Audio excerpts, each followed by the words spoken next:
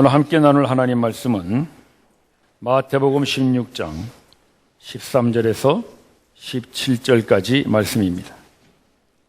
예수께서 가이사랴 빌립보 지방에 이르러 제자들에게 물어 가라사대 사람들이 인자를 누구라 하느냐 가로되 더러는 세례 요한 더러는 엘리야 어떤 이는 예레미야나 선지자 중에 하나라 하나이다.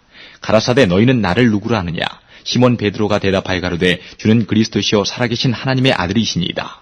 예수께서 대답하여 가라사대 바요나 시몬아 내가 복이 있도다. 이를 내게 알게 하니는 혈육이 아니요 하늘에 계신 내 아버지시니라. 아멘. 제가 미국에서 공부할 때 교민들 몇 분을 성경 공부 인도를 한 적이 있습니다. 근데 이제 그 중에 한 분이 질문을 하는데 예수는 이름이고 그리스도는 성입니까? 이렇게 저에게 물어봤어요. 미국식으로 생각하면 그럴 수가 있겠죠. 미국 사람들은 이름을 먼저 대고 성을 뒤에 대니까 아마 이분이 예수 그리스도 그러니까 예수는 이름이고 그리스도는 성인가 보다 이렇게 생각한 것 같아요. 참 성경 공부에 그런 분들 오시면 참 좋죠. 뭐 좀 안다는 분들보다 아예 몰라서 그런 거 물어보시는 분들이 훨씬 더 좋아요. 제가 참 좋은 질문이십니다. 그렇게 얼마든지 생각할 수 있는데 예수가 이름인 건 맞는데 그리스도는 성이 아니고 예수가 어떤 분이신가를 나타내는 직함입니다. 제가 그렇게 설명을 드렸습니다. 그러니까 이분이 그러면서 아주 뭐 큰 걸 깨달은 것 같이 그래도 반응을 하시더라고요. 제가 이렇게 성경 공부를 해보면요 제일 즐거울 때가 언제냐 하고 반응이 올 때 그때 막 신이 나요. 근데 어떤 분들은 아무리 성경 공부를 막 목이 쉬도록 해도 반응이 없어. 그냥 이러고 있어. 그런 분들은 답답해. 여러분 저하고 성경 공부할 때는 이걸 많이 해주시기 바랍니다. 그럼 제가 더 신이 나서 더 많이 합니다. 그래서 그분이 아주 저에게 시원한 대답을 해주셨어요. 이렇게. 그리스도라는 이름은 구약 성경의 메시아라는 그 히브리어를 신약 성경에서 헬라어로 번역한 말이죠. 그러니까 메시아라는 말은 기름을 붓다 거기서 나온 말인데 왕, 제사장, 선지자 이런 사람들 세울 때 기름을 부어서 세웠거든요. 그러니까 메시아라고 할 때에는 왕, 제사장, 선지자라는 의미가 포함되어 있습니다. 근데 이 메시아라는 말을 신약 성경에 와서 헬라어로 번역하려니까 마땅한 말이 없어요. 그래서 기름을 붓다라고 하는 크리오라고 하는 헬라어 동사에서 만들어낸 말이 그리스도입니다. 비슷하죠? 크리오, 크라이스트, 그리스도. 그러니까 어떻게 보면 이 그리스도라는 말은 아무런 의미가 없는 말이에요. 그냥 발음을 따라서 만들어낸 그런 단어입니다. 그러나 신약에서는 그리스도가 바로 메시아에 대칭할 수 있는 왕, 제사장, 선지자의 그런 의미로 쓰였습니다. 따라서 예수님만 그리스도가 아니고 다윗 왕도 그리스도입니다. 왜냐하면 왕이니까. 다윗은 기름 부음을 받아서 왕이 됐잖아요. 그러니까 기름 부음을 받은 자, 즉 다윗 그리스도입니다. 모세도 그리스도입니다. 모세는 선지자로서 하나님의 말씀을 전해서 이스라엘 백성을 출애굽시킨 위대한 지도자죠. 그러니까 모세 그리스도입니다. 따라서 그리스도라고 하는 말은 예수님에게만 붙는 것이 아니라 왕이나 제사장이나 선지자 누구에게나 붙을 수 있는데 특별히 대표적으로 다윗과 모세를 생각하면 그 사람들의 공통점은 그 백성을 구원하는 사람이었습니다. 다윗도 이방 민족의 공격으로부터 이스라엘을 구원해서 튼튼한 강대국으로 세운 왕이고요. 모세는 이스라엘 백성을 구원해서 홍해를 건너고 광야를 지나 약속의 땅에 이르게 한 그들의 영웅적 지도자입니다. 그래서 그리스도라고 하는 말 속에는 또 하나 중요한 의미가 담겨 있는데 그것은 구원자다. 그런 의미가 담겨 있습니다. 그런데 오늘 베드로가 예수님에게 대답하는데 어떻게 대답하냐면 16절에 보시면 주는, 이 주라는 말은 그냥 선생님은 그런 뜻이에요. 영어로 유입니다. 유. 당신은 그리스도시오 이렇게 대답합니다. 그 말은 지금 뭐예요? 예수님 당신은 왕입니다. 제사장입니다. 선지자입니다. 또한 우리를 구원하시는 구원자입니다. 이렇게 고백하는 것입니다. 여러분, 예수가 구원자임을 믿으십니까? 네. 우리는 쉽게 믿을 수 있죠. 왜? 예수님은 이미 십자가 지시고 죽음을 깨뜨리시고 부활하셨습니다. 우리는 예수님이 부활한 다음에 예수를 믿고 아는 사람들입니다. 그러니까 예수가 우리를 구원하는 분이시다. 우리를 위하여 십자가 지시고 부활하셔서 우리를 구원하셨다는 걸 우리는 이미 아는 사람들이에요. 그러니까 예수가 그리스도 맞지?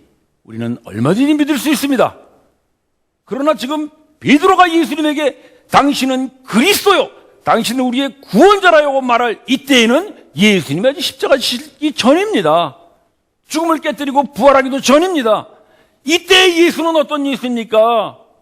그냥 나사렛 목수의 아들 예수, 그 나사렛 예수일 뿐이에요. 근데 그런 예수를 보고 베드로가 당신은 그리스도라고 대답하는 것은, 이거는 우리가 그리스도라고 대답하는 것과는 완전히 다른 이야기입니다. 여러분 생각해 보십시오. 다윗을 그리스도라고 하는 것은 충분히 이해가 되죠. 왜? 다윗은 막강한 군대를 거느리고 정치적 세력을 가지고 이웃 나라들을 정복하면서 그 이스라엘을 구원한 실제 그들의 존경받는 왕이었어요. 그러니까 다윗 그리스도, 다윗 구원자 맞습니다. 모세도 얼마든지 그리스도라고 부를 수 있죠. 그는 홍해를 갈랐고요, 그 광야를 지났고 그 이스라엘 백성을 약속의 땅까지 이끈 그야말로 그들의 영웅적 구원자 그리스도입니다. 그런데 예수는, 그 당시 베드로가 고백하던 예수는 그런 군대가 없는 분이었습니다. 예수님이 데리고 다니는 사람들은 그때 갈릴리 어부 출신의 12명의 제자들, 오합지졸들이죠. 예수님을 따르는 사람들은 그런 정치적 세력들이 아니라 병자들, 장녀들, 죄인들, 세리들, 그 당시에 소외되고 무시당하는 그런 사람들만 따르는 그 나사렛 예수였습니다. 예수님은 모세와 같이 홍해를 갈리지도 않았고 그 백성들을 이끌고 광야를 지나지도 않았습니다. 그분은 그저 소외되고 외로운 사람의 친구로 계시는 나사렛 예수일 뿐이었습니다. 그런데 그런 예수에게 베드로가 놀랍게도 당신은 그리스도요라고 명명했다는 것은, 이것은 사람의 상식으로는 도저히 고백할 수 있는 대답이 아닙니다. 따라서 우리는 성경을 읽을 때 언제나 그때 그 자리로 돌아가야 합니다. 지금 이 자리에서 읽으면 당연하죠. 예수 그리스도지. 지난 2000년 동안 예수가 그리스도라고 우리가 다 믿어왔지. 그러나 그렇게 읽어서는 우리가 성경의 원래 뜻을 알 수가 없습니다. 그때 그 자리에서 베드로가 그 나사렛 목수의 아들 예수를 향하여 당신은 그리스도요라고 고백하는 것은 가히 혁명적 선포라고 할 수 있습니다. 여러분은 예수를 그리스도라고 믿는데 혹시 여러분들은 그 나사렛 예수가 아니라 다윗 그리스도를 믿고 있지는 않습니까? 나사렛 목수의 아들 그 예수가 아니라 모세 그리스도를 여러분들은 믿으면서 이름만 예수 그리스도라고 바꾸지는 않습니다. 그래서 우리는 예수 그리스도를 믿으면서 다윗과 같은 능력과 다윗과 같은 세력으로 구원받기를 원하고, 모세와 같이 우리를 가로막고 있는 홍해가 갈라지고 광야 같은 인생길을 우리가 그 모세의 인도를 따라서 잘 지나가게 해주는 그런 그리스도, 바로 능력과 기적의 그리스도를 여러분들이 믿고 있다면 여러분들은 이 베드로의 고백에 해당되지 않습니다. 예수가 그리스도입니다. 기적도 없고 능력도 없고 세력도 없는 그 나사렛 예수가 그리스도라고 고백할 때 여러분들은 베드로에게 주셨던 이 예수님의 축복과 칭찬을 받을 수 있으리라 믿습니다. 그 축복이 무엇인가? 17절 보실까요? 예수께서 대답하여 가라사대 때 바요나 시몬아 네가 뭐라 그랬어요? 복이 있도다. 복이 있도다.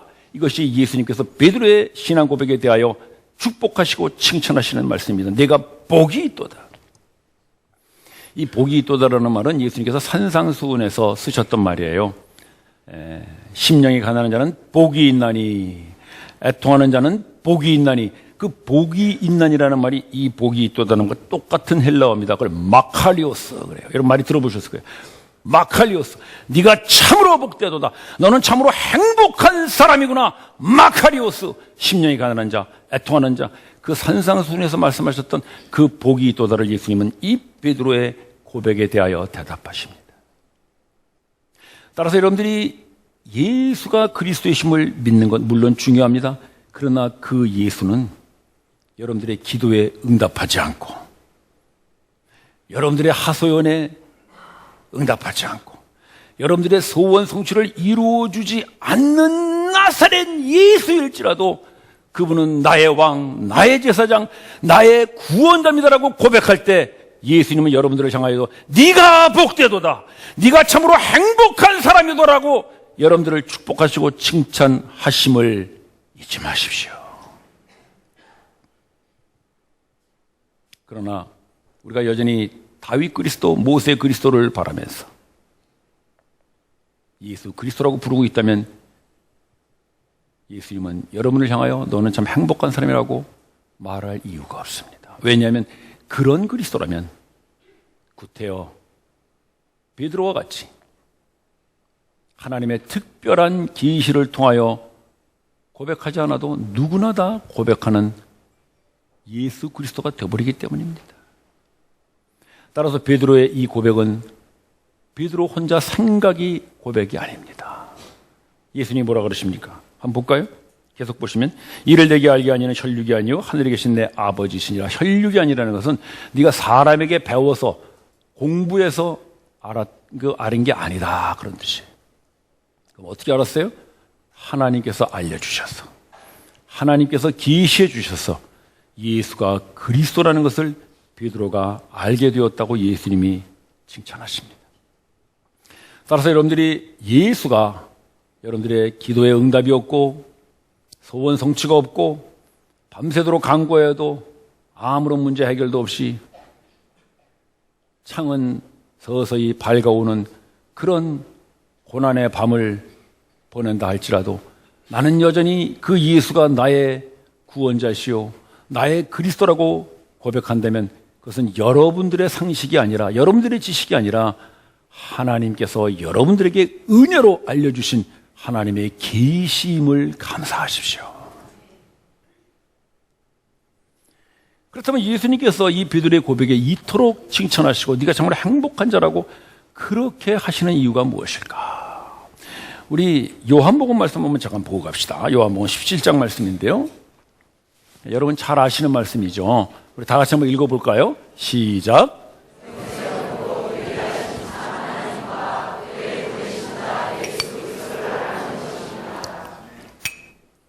여기 영생은 뭐라 그랬어요? 예수 그리스도를 아는 것. 예수 그리스도를 안다는 게 뭐겠어요? 아까 그 미국 교민같이 예수는 이름이고 그리스도는 성입니다. 그렇게 아는 게 아니겠죠? 예수 그리스도를 안다는 것은 예수가 그리스도임을 아는 것. 즉 베드로의 고백을 말하는 거예요. 예수가 나의 왕이고 나의 그리스도임이라는 것을 알고 인정하는 사람은 뭘 가진 사람이에요? 영생을 가졌다는 것입니다. 영생이 뭐예요? 하나님과의 영원한 교제죠. 하나님과 결코 끊어질 수 없는 영원한 교류. 그것이 영생입니다. 따라서 이 세상에서뿐만 아니라 죽음 이후의 세계에서도 영원토록 하나님과 함께하고 하나님과 교제하고 하나님과의 관계를 이어가는 그 영생이 누구에게 주어졌다는 것입니까? 예수가 그리스도라고 인정하는 바로 저와 여러분들에게 주어졌음을 믿습니다. 그래서 행복하다는 거예요.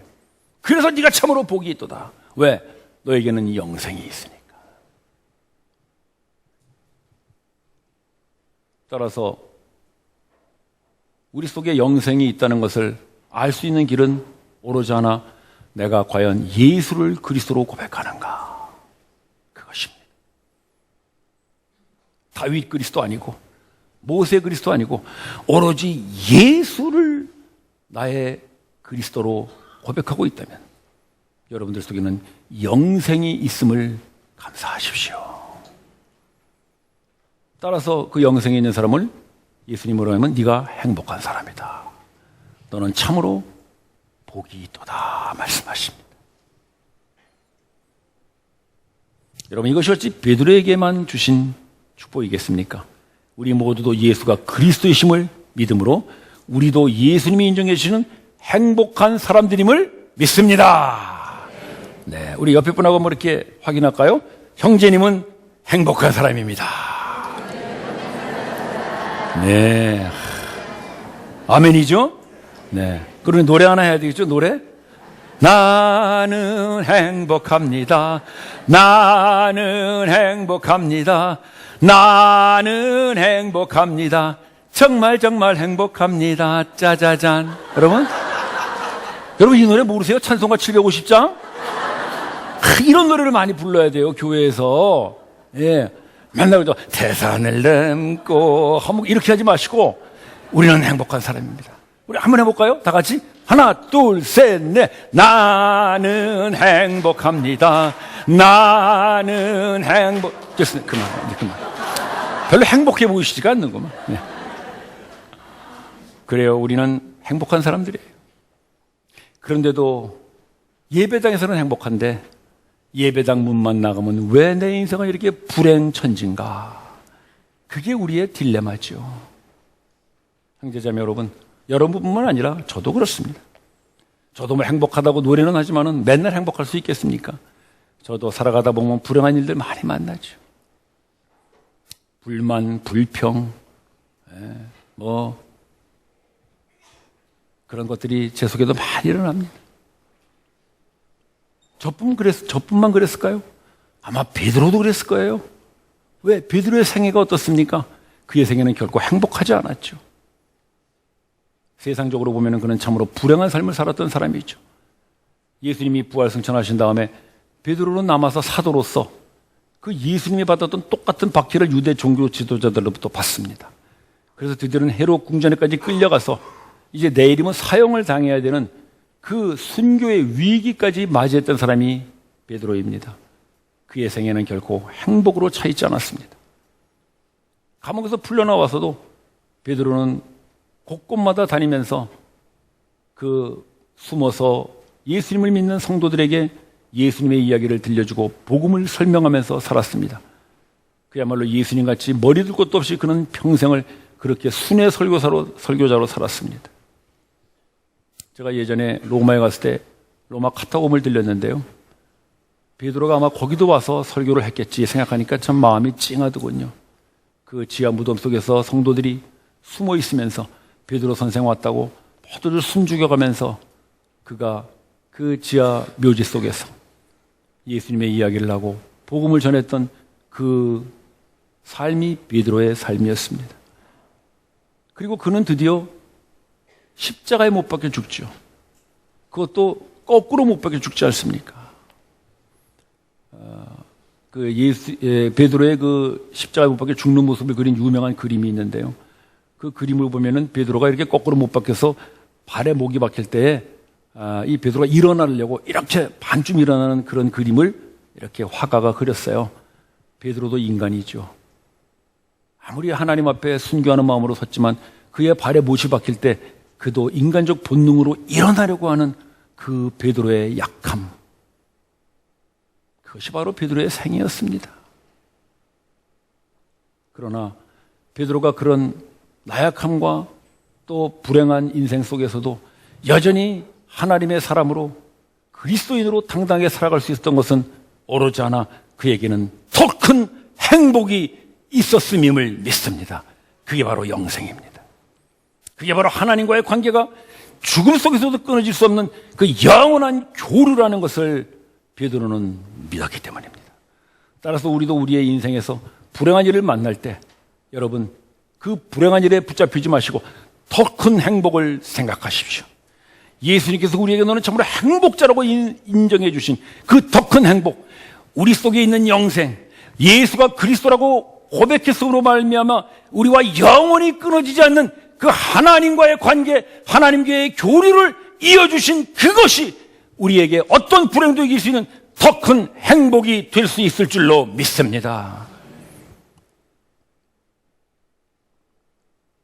제가 예전에 직장 생활할 때 제가 맡은 현장에서 불이 났어요.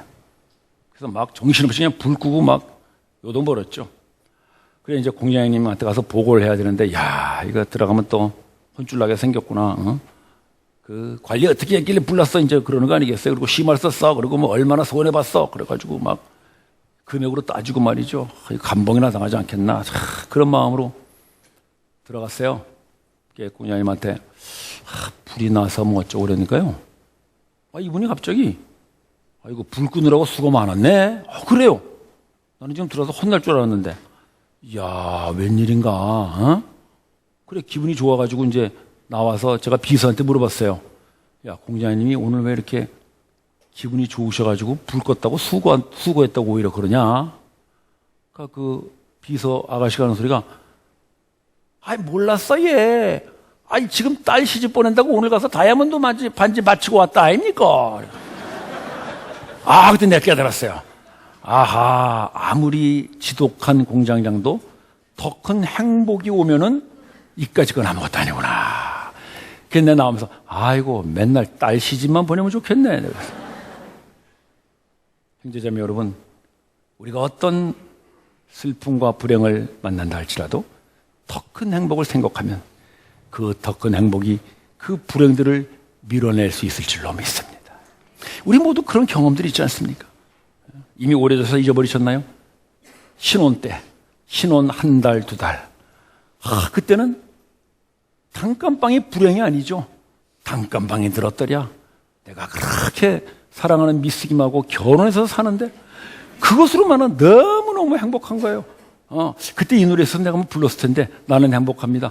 그러나 그 더 큰 행복이 나를 덮고 있기 때문에 단칸방이면 어떻고, 그때는 뭐 방 2개짜리 전세만 해도 큰 부자였죠. 그렇게 살면서도 우리는 그것을 불행이라고 생각하지 않았어요. 요즘 어때요? 요즘은 단칸방 살면 아이고 나는 왜 이렇게 가난해, 불행해요. 방 2개짜리 전셋집 살면 아이고 우리는 언제나 내 집 가지고 살 거야, 불행해. 여러분 왜 그래요? 더 큰 행복을 놓치고 계셔서 그래요. 지금 여러분들과 함께 살고 있는 여러분들의 아내가 그래도 여러분 곁을 떠나지 않고 살아주는 것 더 큰 행복인 줄로 믿고 오늘 그 자리에서 모든 불행을 씻어버리시기를 바랍니다. 아멘이 시원찮구만. 우리 자매님들도, 우리 형제님들이 여러분들과 함께 30년, 40년 서로 늙어가는 모습을 보면서 서로 불쌍해하며 살아가고 있다는 그것만으로도 여러분 더 큰 행복인 줄 아시고, 지금 형제님이 정년하고 집에서 논다. 왜 하루 3끼 밥을 해달라 그러냐? 그런 사람은 삼식이라 그러더라. 그렇게 하는 불행을 씻어버리시기를 바랍니다. 따라서 우리 그리스도인들의 불행을 이기는 방법은 불행을 해결하는 것이 아니라 불행을 돕는 것입니다. 불행을 뛰어넘는 것입니다. 무엇으로? 더 큰 행복으로. 우리 속에 있는 그 영생으로, 하나님과의 관계가 영원히 끊어지지 않는 그 하나님의 우리에게 주신 예수가 그리스도라는 것을 알게 된 계시로 우리는 어떤 불행도 넉넉히 이겨갈 줄로 믿습니다. 따라서 이렇게 우리가 진정한 행복한 사람이라는 걸 알고 불행을 덮고 살아가는 사람은 이제 그리스도인으로 살아갑니다. 여러분, 예수가 그리스도인 줄 믿는 사람은 그리스도인이잖아요. 그 그리스도가 뭐였어요? 왕이고 제사장이고 선지자였죠. 그렇다면 그리스도인은 어떻겠습니까? 왕 같은 사람. 비록 내가 가진 거 없어도 이 세상에 왕같이 당당하게 살아갈 수 있는 사람. 제사장 같은 사람. 하나님을 예배하고 하나님을 알지 못하는 사람과 하나님을 연결시켜주는 제사장 같은 사람. 선지자 같은 사람. 하나님의 말씀을 듣고 하나님의 말씀을 지키며 그 말씀을 전하는 사람. 바로 그 사람이 여러분들의 가족과 이웃을 구원하는 구원자 그리스도인이 될 줄로 믿습니다. 우리 베드로전서 말씀 한번 보고 가시다. 네. 자, 여러분 여기 뭐라 그랬어요? 너희는 택한 족속이요 왕 같은 뭐라 그랬어요? 제사장이라. 베드로의 말이에요. 왜? 베드로가 어서 이 얘기 들었어요. 바로 예수님에게 이 말씀을 들은 거예요. 너는 행복한 자라. 너는 영생을 가진 자라. 너는 바로 그리스도와 같은 사람이다. 너는 그리스도인이다. 그거를 베드로가 들었어요. 자기와 같은 그 그리스도인들을 향하여 베드로가 담대하게 외칩니다. 너희는 왕 같은 제사장이라. 따라서 형제자매 여러분, 우리가 비록 이 세상에서는 왕 같지 않고 제사장 같지 않고 선지자로 인정받지 못한다 할지라도 하나님은 우리를 그렇게 불러주고 계심을 믿으십시오. 따라서 우리가 왕이냐 제사장이냐 선지자라는 것은 내가 예수를 그리스도로 믿느냐 하는 것으로 결정되는 것이지, 여러분들의 외모가, 여러분들의 재산이, 여러분들의 지위가 높으냐 낮으냐에 있지 않습니다. 따라서 오늘 우리가 예수를 그리스도라고 고백하고 사는 사람이라면 우리는 예수님이 인정해 주시는 가장 큰 행복한 사람임을 믿으시고 남은 생에 그리스도인으로서 왕과 같이 당당하게, 제사장같이 예배자로, 선지자와 같이 하나님의 말씀을 전하는 그런 축복의 삶들을 살아가는 우리 모두가 되기를 바랍니다. 기도드리십시다. 형제자매 여러분, 불행이 있으십니까? 더 큰 행복을 생각하십시오.